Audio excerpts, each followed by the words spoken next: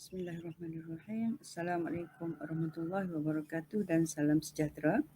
Saya Rosida binti Yusof dari SMK Pak Badul bersama rakan Muhammad Pekri bin Mazin akan membentangkan tajuk kajian kami iaitu PBL Bantu Tambah Baik PBD dalam isu teknologi hijau. Sekolah Menengah Kebangsaan Pak Badul merupakan sebuah sekolah yang ditubuhkan pada 1 Januari 1965, terletak di Kampung Pak Badul, 24 km dari Kota Baru, Kelantan. Ia bermula dengan menumpang di SK Pak Badul sebelum berpindah ke bangunan sendiri pada tahun 1970. Sekolah ini terletak di bawah pentadbiran PPD Bacok. Ia dikategorikan sebagai sekolah luar bandar, Grade B, dan mempunyai kemudahan sebuah asrama desa. Bilangan guru sekolah ini ialah seramai 65 orang dengan pelajar 694 orang. Buat masa sekarang, sekolah ini berada pada kohort yang ketiga TS25 iaitu bermula dari tahun 2018 hingga tahun 2025. Sepanjang pemerhatian semasa mengajar kelas 4 Al-Khawarizmi, saya mendapati kaedah penilaian PBD semasa PDPR berdasarkan pemerhatian, penulisan dan lisan semasa kelas online adalah kurang berkesan. Pelajar tidak menghantar latihan, tidak menjawab modul dan juga tidak memberi respon semasa kelas. Ini menyukarkan saya untuk melakukan pentaksiran PBD. Analisis awal mendapati bahawa seramai 14 orang mendapat TP3, 6 orang mendapat TP4 dan tiada yang mendapat TP5 dan TP6. Sedangkan menurut pendapat saya dan pemerhatian, pelajar 4 Al-Khawarizmi mempunyai potensi untuk meningkatkan TP walaupun semasa PDPR.